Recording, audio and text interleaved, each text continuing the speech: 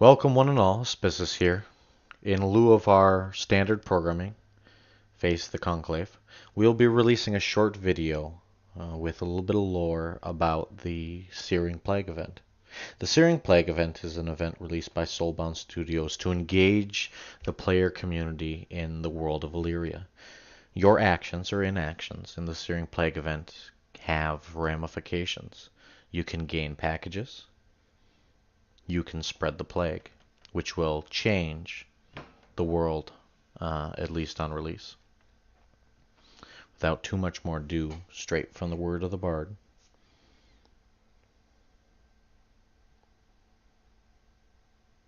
Though accounts from the time of the Searing Plague are plentiful, the exact events are unclear. This terrible disease tore through Illyria for 3 long years, bringing suffering and death to every corner of the world. What I can tell you, what I have seen, is that it was the region of Minas which was hit first. A fertile region, known as much for its family farms handed down for generations as its stately trees dripping with moss or highline passes accessible year-round. The region was a jewel, and therefore settled by several tribes who took advantage of its meandering rivers and mild winters to grow their crops. The bards still pass tales of the whisper of the plague's approach. Several songs and tales are about the rumored start in a single farmstead, with the rare and expensive delivery from the high mountain passes. The song's often sung as a tale to children, to warn against stepping above one's station. Nestled in Mena's Forthills, the sprawling Jask plantation is where the plague symptoms were first observed. Renelle Jask had been shunned by her jealous neighbors and was frequently the subject of local gossip after she had married into wealth. In an effort to improve her image and as a show of love and good faith towards the people she was once close with, Renelle invited everyone, far and wide, common and noble, to her son's upcoming wedding. Intending to hand over the reins of the plantation to him after this soiree, she was determined to host the most extravagant celebration anyone had ever attended. She contracted a large order of a costly and rare indulgence, ice. The celebration was an affair to remember, with revelry and dancing through the night. The wedding was so lively that even the nobles heard stories about it. And when the next morning the guests complained of parched, sore throats and stinging eyes, and proclaimed themselves too tired to work, no one was surprised. But in their haste to blame good times and strong, stout liquor, they missed the signs that all recognize today as the start of the outbreak. Faster than word of the Bloodmark wedding spread, an outbreak devastated the Genoan settlement of Conoi. Just a day's ride from the Renelle farmstead, the Genoan hunters had been tracking increased predator movement in the mixed forests at the far reaches of their territory, when they found the usually lively settlement of Conoi a silent mass grave. The stench of the dead was pervasive, which is what attracted all manner of carrion eaters, and the sound of flies drowned out all other forest noises. Even the toughest Genoan hunters were horrified at the grisly scene found in Conoi.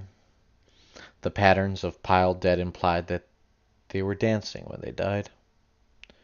But the pain they must have felt from their peeling flesh made that seem impossible, unless they'd been delirious. The hunters immediately suspected the dross and set out for nearby Olne. Under cover of dark, hunters crept into Olne and murdered the entire dross settlement in their sleep as punishment for poisoning their kin. These grief-mad Genoan hunters were initially honored for their deeds, with a carving on their trophy trees, despite protests and accusations of murder by the Dross. When it later became clear that the Searing Plague had been the true cause of Kone's demise, these carvings were later ceremoniously defaced in shame. But it took decades for inter-tribe relations to reach an uneasy peace again. Death came for all, ignoring man-made borders.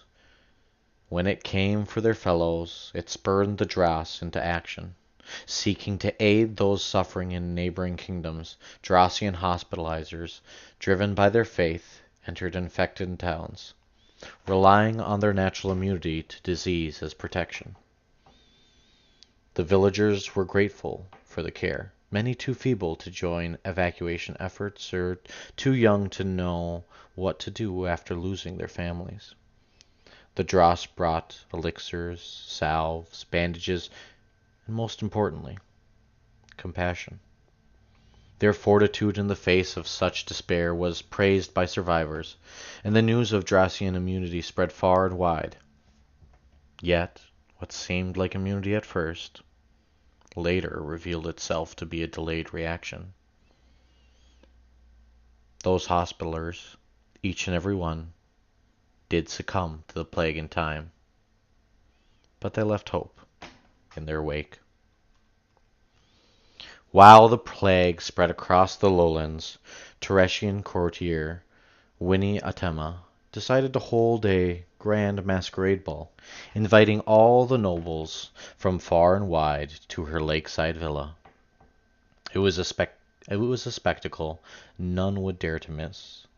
Anonymous behind their masks, the nobles reveled for 2 days and 2 nights amongst the estate's many halls and gardens and chambers until the celebration was cut short by a haunting scream. A servant had been found dead in the villa's main well. Those bulging eyes and flayed skin marked it as a victim of the Searing Plague. Though many among the noble class believed that their fine palaces and refined lifestyle insulated them from the outbreak ravaging the peasants and yokels, this soiree of extravagance and debauchery proved that none were safe. The guests could not leave fast enough, and they brought the plague with them, back to their homes, their grand villas.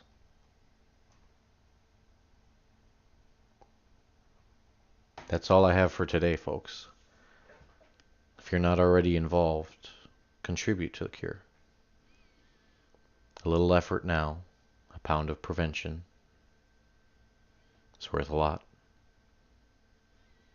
Hopefully someday we can look back at this and, well, not remember the good times, but at least be content in the effort we took. This is Auspicious, signing out. Talk to you next time, folks.